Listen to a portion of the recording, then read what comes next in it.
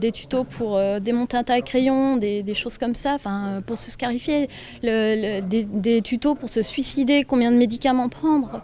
C'est horrible en tant que parent. Moi j'étais totalement contre l'utilisation du portable, etc.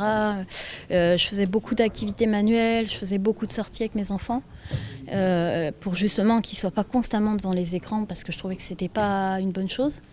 Sauf que le collège vous force la main dès la rentrée en 6e pour que les enfants soient hyper connectés. Tout se fait par Internet, que ce soit les devoirs ou autre. Et le problème, c'est j'ai vu le changement de ma fille. J'ai vu que c'était une petite fille qui était joyeuse, qui dévorait des romans de 700 pages, voire plus. Et du jour au lendemain, c'était fini. Elle s'est renfermée. À un moment donné, mon conjoint a reçu une photo de notre fille dénudée sur les toilettes. Elle était lacérée du haut en bas. C'est suite à ça que notre monde s'est écroulé. Parce que quand votre plus jeune fille,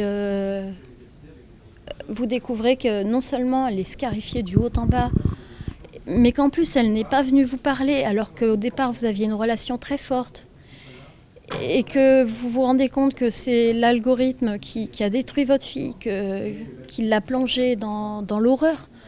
Parce que vraiment, des tutos pour démonter un taille-crayon, des choses comme ça, pour se scarifier, des tutos pour se suicider, combien de médicaments prendre.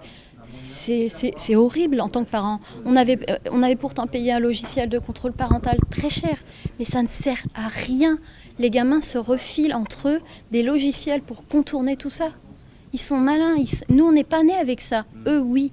Même si j'ai fait attention à ce qu'ils n'y soient pas soumis avant un certain âge, en fait, ça ne l'a pas protégé pour autant.